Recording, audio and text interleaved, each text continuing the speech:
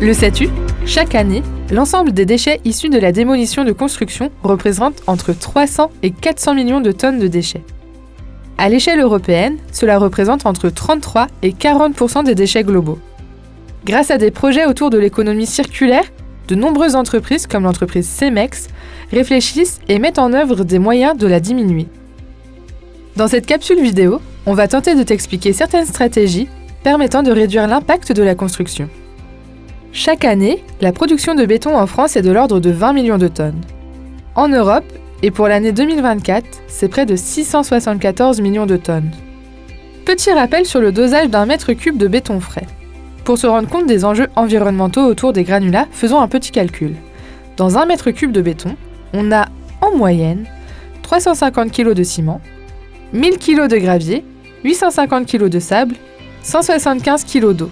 Cela représente 2375 kg par mètre cube. De ce fait, si on ramène ces chiffres en pourcentage, sur une tonne, nous obtenons 77,42 de la masse en granulat, 15,05% de la masse en ciment, 7,53% d'eau.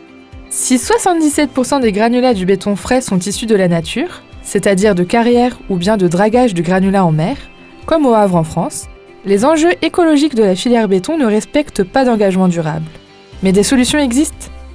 D'ores et déjà, partons à la rencontre d'un site de production de béton en Normandie, le site d'Anneville-en-Bourville de Cemex Béton. Cemex qui recycle des matériaux dus à la déconstruction et aux travaux de terrassement. Pour étudier le circuit des matériaux natifs, sable et gravier, l'analyse du cycle de vie, ou ACV, est l'outil le plus adapté. 1. Extraction. Elle consiste à prélever les matières premières dans la nature, avec un fort impact environnemental dû à l'usage d'engins de chantier émetteurs de CO2. 2. Transport. Réalisé majoritairement par la route. Il contribue aux émissions de gaz à effet de serre. Sur le site d'Anneville-en-Bourville, la création d'un quai fluvial permet de réduire cette pollution. 3. Fabrication. Le concassage et le criblage sur site permettent d'obtenir des granulats conformes à la norme EN 206. Un laboratoire assure le suivi qualité et durabilité de la production. 4 à 6. Transport, mise en œuvre et vie en œuvre. Ces étapes restent classiques, bien que les fabricants envisagent l'électrification des véhicules de transport. 7 à 8. Déconstruction, tri et recyclage. Ces phases deviennent essentielles. Aujourd'hui, les bétons du bâtiment intègrent jusqu'à 10% de granulats recyclés, un taux appelé à croître avec l'évolution des normes. Ce changement majeur du secteur générera de nouveaux emplois. Le site s'organise autour de plusieurs zones dédiées aux granulats et au béton. Les pôles techniques et le laboratoire, B et C, assurent le suivi des matériaux. Les matériaux natifs sont stockés et traités dans les zones D et E.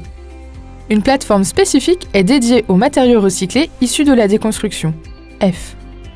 Enfin, l'unité de production BPE, G, valorise aussi bien les granulats naturels que recyclés pour produire du béton prêt à l'emploi.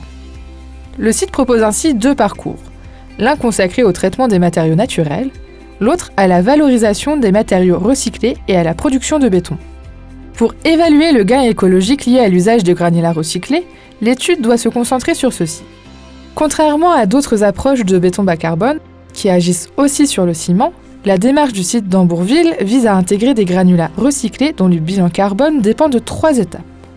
1. Déconstruction. Le tri des matériaux lors de déconstruction permet de valoriser des millions de tonnes de granulats. Chaque matériau, bois, plâtre, métal, plastique, etc., suit une filière spécifique avec des transports adaptés. 2. Tri et concassage. Réalisés sur site pour limiter les transports, ils assurent une granulométrie conforme à la norme européenne EN 206. 3. Fabrication du béton. Le béton prêt à l'emploi est produit sur le même site, avec actuellement jusqu'à 10% de granulats recyclés. Des essais à 10, 30, 50 et 100% sont déjà en cours dans le cadre d'un projet à Bordeaux. Dans cette présentation, nous comparons 2 bétons identiques en composition et en performance. La différence vient uniquement de l'origine des granulats. Scénario A. Les granulats sont extraits en carrière, puis transportés jusqu'à la centrale à béton sur environ 20 km. C'est la filière la plus courante aujourd'hui. Scénario B. Les granulats proviennent de la démolition. Ils sont d'abord transportés en camion sur environ 5 km jusqu'au port, puis acheminés par voie fluviale sur environ 30 km jusqu'au site de traitement, où ils sont concassés et triés avant d'être réutilisés. L'analyse du cycle de vie montre que le transport fluvial réduit l'empreinte carbone par rapport au transport routier. Le béton recyclé émet ainsi environ 2,13 kg de CO2 par mètre cube contre 2,41 kg de CO2 par mètre cube pour le béton à granulats naturels. En plus, ce scénario préserve les ressources naturelles en limitant l'extraction en carrière. Alors évidemment, nous ne proposons pas aujourd'hui une solution 100% granulat recyclé. Mais c'est cet objectif qui nous amènera à l'avenir à réduire l'impact des constructions en béton.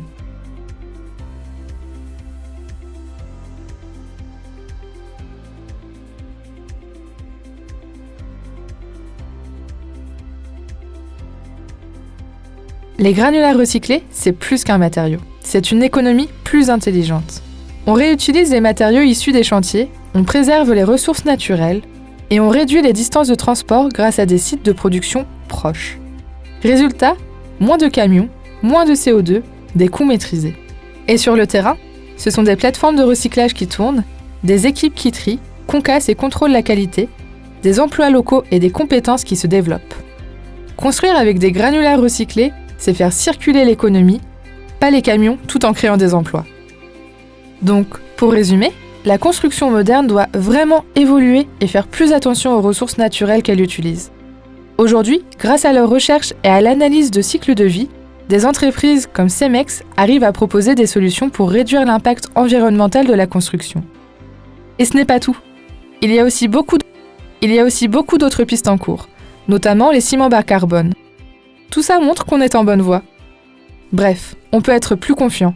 Les métiers du bâtiment et des travaux publics travaillent fortement pour l'avenir de la construction qui va être plus durable.